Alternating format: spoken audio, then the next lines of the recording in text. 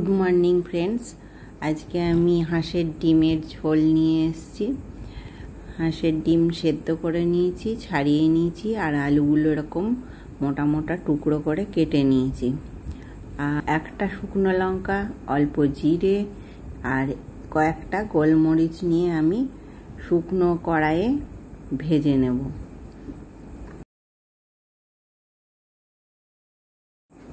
প্রথমে আমি ডিমের ওপর একটু করে হলুদ আর নুন মাখিয়ে নেব। ডিমগুলোকে একটু করে গায়ে গায়ে চিড়ে নেব, তাহলে এর ভেতর মশলা নুন ঢুকবে। কড়াইয়ে এবারে তেল দেব। কড়াইয়ে তেল দিয়ে আলুগুলোকে লাল লাল করে ভেজে নেব।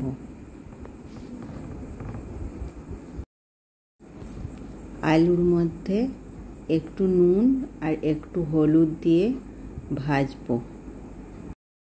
আলুগুলো ভাজা হয়ে গেছে, আলুগুলো এবারে সব তুলে নেব। তারপরে আমি ডিমগুলো সব ভেজে তুলে নেব। তেলের মধ্যে কয়েকটা তেজপাতা দেব, তেজপাতার ওপর একটু গরম মশলা দিয়ে দেব।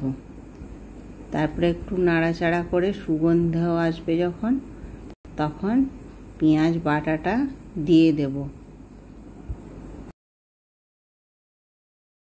পেঁয়াজ বাটাটা দিয়ে দিয়েছি। পেঁয়াজ বাটার ওপরে এবারে আদা রসুন বাটাটা দেব। আর পেঁয়াজটা যখন বাটবেন খুব বেশি মিহি করে বাটবেন না। এবারে আদা রসুনটার ওপরে অল্প নুন দেব। নুন দিয়ে এটাকে অল্প জল দিয়ে খুব ভালো করে কষতে থাকবো। আদা রসুন পেঁয়াজটা ভালো করে কষানো হয়ে গেছে।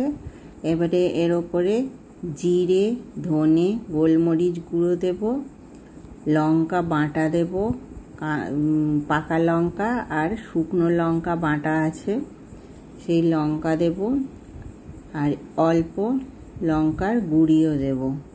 দিয়ে এটাকে খুব ভালো করে কষতে হবে। কষে কষে যতক্ষণ না মশলার গন্ধটা যাচ্ছে আর যতক্ষণ না মশলার তেলটা ছেড়ে যাচ্ছে ততক্ষণ কষতে হবে।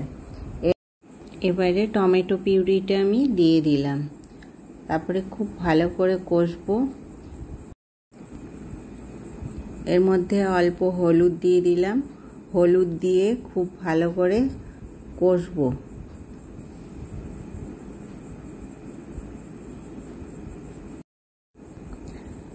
ভেজে রাখা আলুগুলো এবারে দিয়ে দেব আর দিয়ে খুব ভালো করে আবার কষতে থাকবো।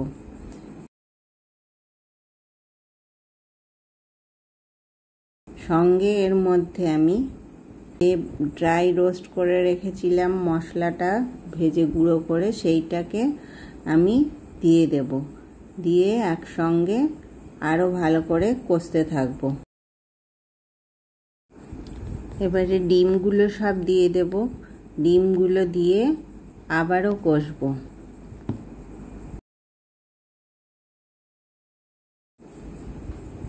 এবারে আমার ডিম আলু সব কিছু খুব ভালোভাবে কষা হয়ে গেছে। জল দিয়ে দেব। যে পরিমাণে ঝোলটার দরকার সেই পরিমাণ থেকে একটু বেশি ঝোল দিলেই হবে। সঙ্গে কয়েকটা কাঁচা লঙ্কা দিয়ে দেব। এবারে ঢাকা দিয়ে এটাকে সেদ্ধ হতে দেব। সেদ্ধ হয়ে গেছে সেটা একটুখানি দেখে নেব। দেখে নিয়ে আমি ওটায় ধনেপাতা দিয়ে দিলাম ডিমের ওপর। ধনেপাতা দিলে খুব সেন্ট লাগে, ভাল লাগে। আর যদি ধনেপাতা না থাকে কারো, তো এর মধ্যে একটু গরম মশলা গুঁড়োও দিয়ে নামিয়ে নিতে পারেন। তাহলে আমার মতন করে এরকম করে হাঁসের ডিম আর আলু দিয়ে ঝোল একবার অবশ্যই বানাবেন, বানিয়ে দেখবেন। আর আমার এই রান্নাটা যদি আপনাদের ভালো লাগে তাহলে আমার চ্যানেলটাকে লাইক, শেয়ার, সাবস্ক্রাইব করবেন। আমার পাশে থাকবেন। নমস্কার।